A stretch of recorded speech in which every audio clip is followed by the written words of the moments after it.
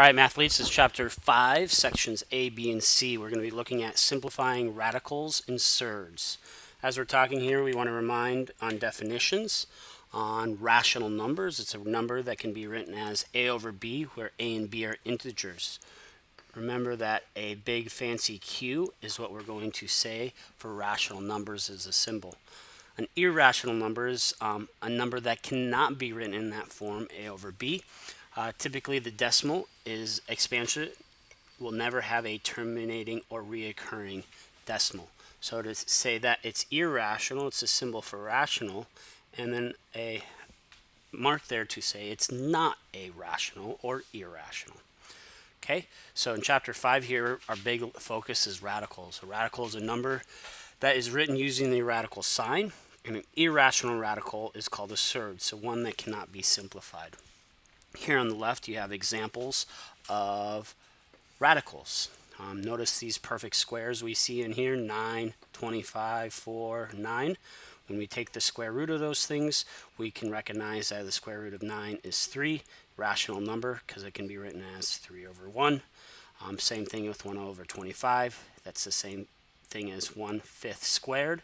And you take the square root of that, you can think of radicals canceling out your squares, and then we're just left as 1/5. And then similar with that third example.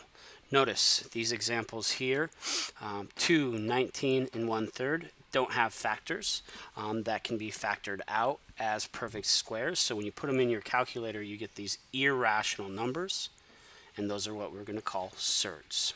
Okay, so let's go ahead and look at our first example here. So example 1, determine whether each of the following numbers is a rational radical. Okay, so I know that the square root of 49, I can write that as 7 squared. 7 squared is 49, so those cancel out. So that's 7. So that's simplified as a rational number. I know I could write this out 7 over 1 to prove that it is rational. In part B here, square root of 53, I can't think of any perfect squares that come out of it, so it's just written as a square root of 53. And it can be written as the square root of 17 times the square root of 3, but again, neither of those can be simplified down, so these are surds. All right, so going on to example number 2, we're going to look at properties of radicals.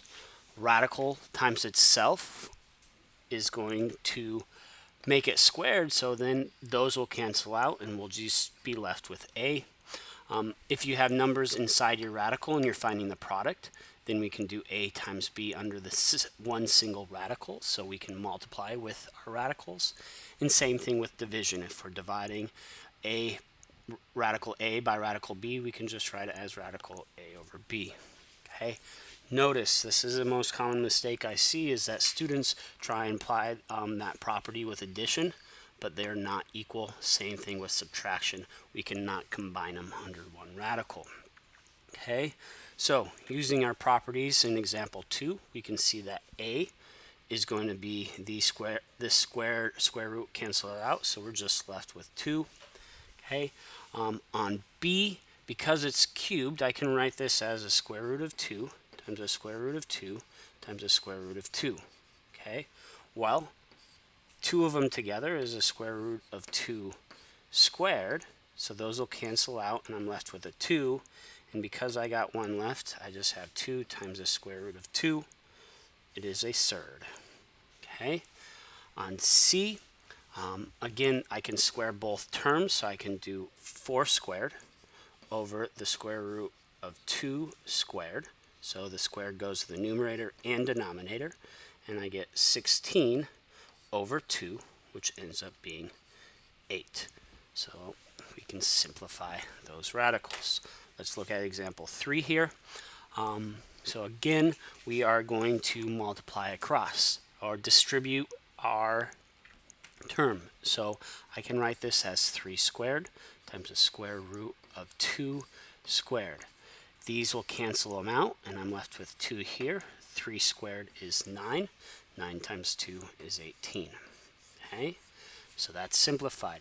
Now when I'm multiplying two surds together, what I want to do is I want to multiply my coefficients together, and then I'm going to multiply my radicals together.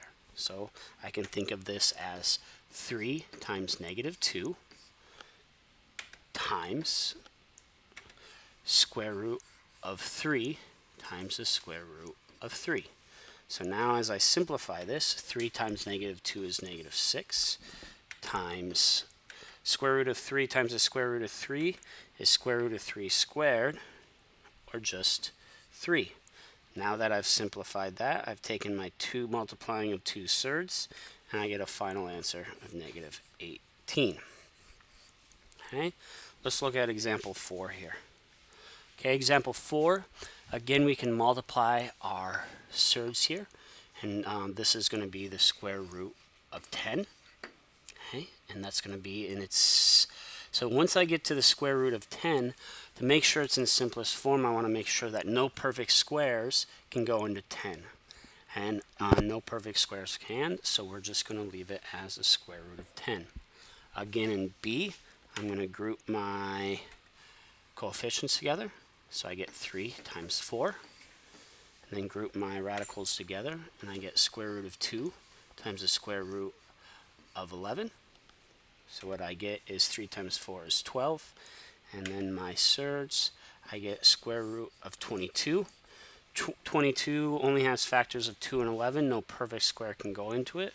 So I'm as simplified as I can get there. Notice we always will want to write the coefficient in front of our radical. And example 5 here, as we're simplifying, sometimes like in part A, it's going to benefit us to look at the square root of 25 and say, all right, I could write this as 75 divided by 3 and break that radical into both of them. Well, 75 divided by 3, I can simplify it into the square root. 75 divided by 3 is 25, and the square root of 25 is 5. Okay, so we can break it down like that. Now in B, because 9 and 49 are factors of each other, we can break this down and say, okay, I want to do the square root of 9 over the square root of 49, which is advantageous to us because this is a perfect square 9 and 49 is a perfect square.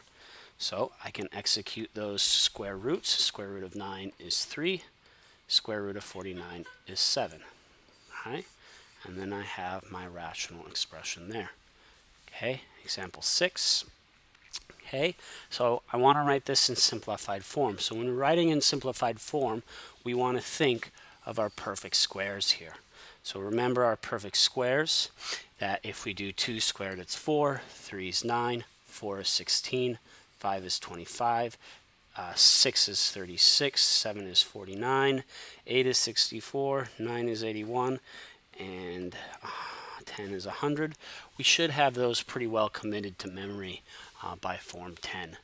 So here in example 6, I want to think of what factors of perfect squares, okay, which of these numbers in black can go into 32, and picking the largest one will be the best. So I notice 32 is a factor of 16.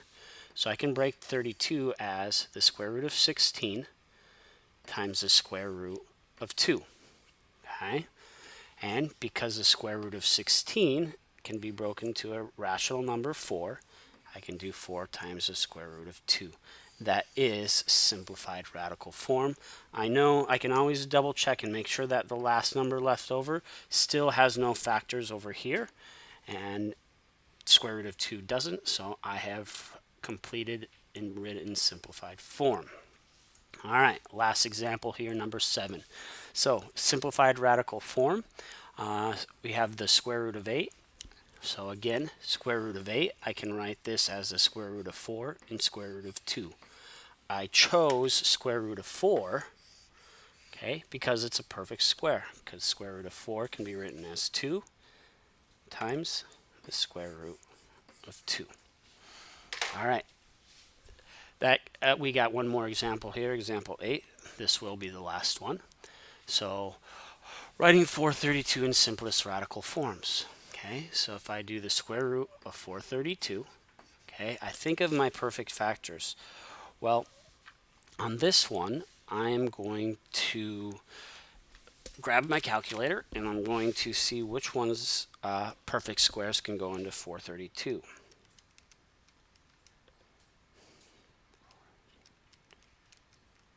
Okay, so I can see that 432 can be written as square root of 16 times the square root of 17. Because when I divided 432 by my perfect squares, I got to 16, and I can see these factors. I like 16 because it's a perfect square. Square root of 16 is 4. Square root of 17, well, 17 is prime, so I can't have a perfect square, so it's a surd. And now I've written this in simplest form. Go highlight any questions you have on notes tonight and bring them to class next time we meet.